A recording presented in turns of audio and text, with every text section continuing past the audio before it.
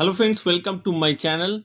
दोस्तों, आपने बहुत सारा सवाल पूछा है। मैंने जितना भी वीडियो डाला है, बहुत सारा व्यूअर ने पूछा है, सर एक्सेस कैश होता है कैशियर का, तो क्या करना चाहिए? अगर शॉर्ट भी होता है कैशियर का तो क्या करना चाहिए? क्या ड्यू डिलिजेंस का आपको फॉलो करना है? तो इस वीडियो में डिस्कस करूंगा कि एक्सेस कैश और शॉर्ट कैश होने से आप क्या करेंगे। तो पहला चीज आपको जानना जरूरी है, एक्सेस कैश है क्या? Physical cash when greater than system cash. System में आपको अलग कैश दिख रहा है, लेकिन आपका हकीकत में आपका कैश इन हैंड में अगर ज्यादा कैश है उसे हम लोग बोलेंगे एक्सेस कैश। सिस्टम में आपको दिख रहा है 5 लाख और सिस्टम में फिजिकल कैश आपका है 5,10,000। तो 10,000 जो है वो आपका एक्सेस कैश हो गया है।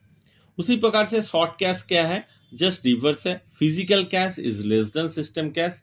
फिजिकल कैश आपका 5,10,000 है और सॉरी, सिस्टम कैश आपका 5,10,000 है और फिजिकल कैश आपका 5 लाख है। तो यहाँ पे आपका 10,000 जो है वो शॉर्ट कैश है।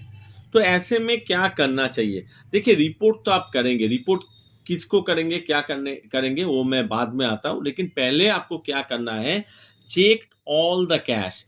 जितना भी कैश डिनोमिनेशन है, 500, 100, 20, 50, जितना भी नोट्स है, आप अपने तरफ से अपना जितना भी कैश, अपने जितना भी बंडल जो भी किए हैं नोट्स का रबर, जो 100 पीस करके जो बंडल करते हैं, पूरा पूरा आपको चेक करना है। फर्स्ट, आपके एंड से कुछ गलती नहीं होना चाहिए। तो check all the cash, because ये आपको कॉन्फिडेंस देगा कि मेरा जो कैश फिजिकली है उसमें कहीं पे भी इनकरेक्ट कुछ नहीं है। तब फर्दर प्रोसीड्योर आप फॉलो कर सकते हैं। तो आपने फिजिकल कैश देख लिया, एक बार चेक कर लिया, वो भी आपका ठीक है। तब क्या करेंगे? तब चेक द डिनोमिनेशंस, क्योंकि ये जो गलती होता है यहां से आप अगर पकड़ पाए, अगर इसको रेक्टिफाई कर पाए, then well and good. Otherwise आपको बहुत सारा स्टेप्स जो है फॉलो करना पड़ता है। तो रिसीप्ट ने आपने जो जो डिनोमिनेशंस लिए हैं, आपने सही, जो कस्टमर होता है, सही डिनोमिनेशंस का जो वैल्यू है वो एंट्री किया कि नहीं। मान लीजिए 5x20 जो है, 5x20 मतलब 5 रुपया को कॉइन दिया है 20 और वहां पे लिख दिया है 110, तो यहाँ पे गलती हो सकता है। या फिर 100x80, यहाँ पे 8,000 के जगह लिख दिया है 8,900। तो ये जो रिसिप्ट का डिनोमिनेशन है वो ठीक से कीजिए। रिसिप्ट का जो टोटल है वो एक बार देख लीजिए। जितना भी रिसिप्ट आपने कस्टमर से रिसीव किए हैं उसका डिनोमिनेशन के साथ जो मैथमेटिकल फॉर्मूला है वो टोटल करके एक बार देख लीजिए। ये पहला आपका स्टेप रहेगा after checking all the cash. फिर आता है पेमेंट। आपने तो पेमेंट करते हो, तो पेमेंट करने के समय में ये जो चेक है, चेक के पीछे में हम लोग डिनोमिनेशन पे करते हैं। मान लीजिए किसी को हम लोग पेमेंट किए हैं 10,400, तो हमने उसको डिनोमिनेशन क्या लिखेंगे, 100 × 100 दैट इज इक्वल टू 10,000। और आप 200 रुपया का दो नोट दिए हैं तो 400, तो 10,400 हो गया।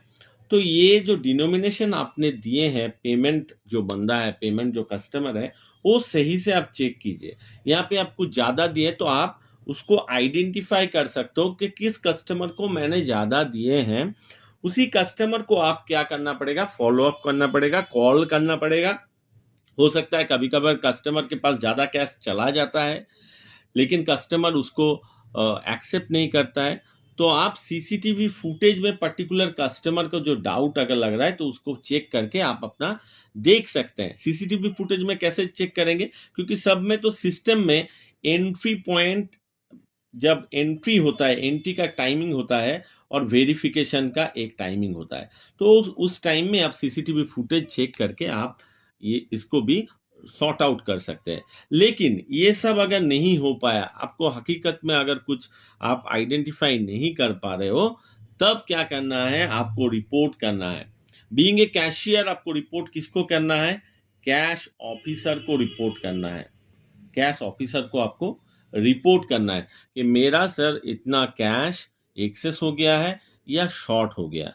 अगर एक्सेस हो गया है तो इसको आपको क्या करना है, किसी भी बैंक टू बैंक वेरी करता है, सस्पेंस का एक अकाउंट होता है पर्टिकुलरली कैश एक्सेस का, वहां पे मान लीजिए 10,000 कैश एक्सेस है, तो वहां पे उसको पार्क करना है, वहां पे उसको क्रेडिट करना है एक्सेस कैश, और लिख दीजिएगा यहाँ पे मतलब वहां पे जो नरेशन लिखेंगे, एक्सेस कैश फाउंड, डेटेड भी लिख सकते हैं, डेटेड नहीं भी लिख सकते हैं क्योंकि सिस्टम में डेटेड ऑलरेडी कैप्चर हो जाएगा, एक्सेस कैश फाउंड।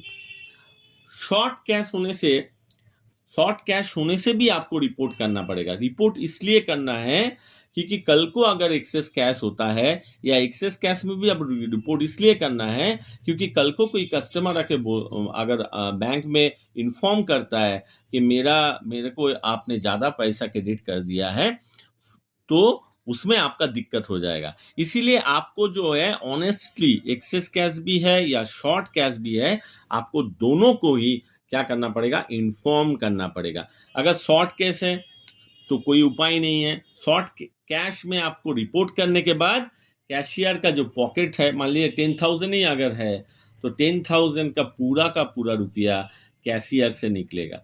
लेकिन आपको पर्टिकुलरली जो कैश आपको क्रेडिट करना है, उसके लिए भी पर्टिकुलर रिपोर्ट जो है, आपको हेड ऑफिस है या रीजनल ऑफिस है, उसको रिपोर्ट करके रखना है। क्योंकि कल को आपको अगर एक्सेस कैश दिख गया, मतलब शॉर्ट कैश होने के बाद नेक्स्ट दिन या दूसरा दिन में कोई किसी ने रिपोर्ट किया कि भाई, कस्टमर कोई रिपोर्ट किया कि पर्टिकुलरली कैश आपका जो है मेरे में ज़्यादा चल गया है या कम हो गया, जो भी है, तो आप उसमें आपका बहुत सारा प्रॉब्लम क्रिएट हो सकता है बैंकिंग में। इसीलिए जो भी है, एक्सेस कैश हो या शॉर्ट कैश हो, आपको रिपोर्ट करना है और रिस्पेक्टिव जो रूल है वो फॉलो करना है।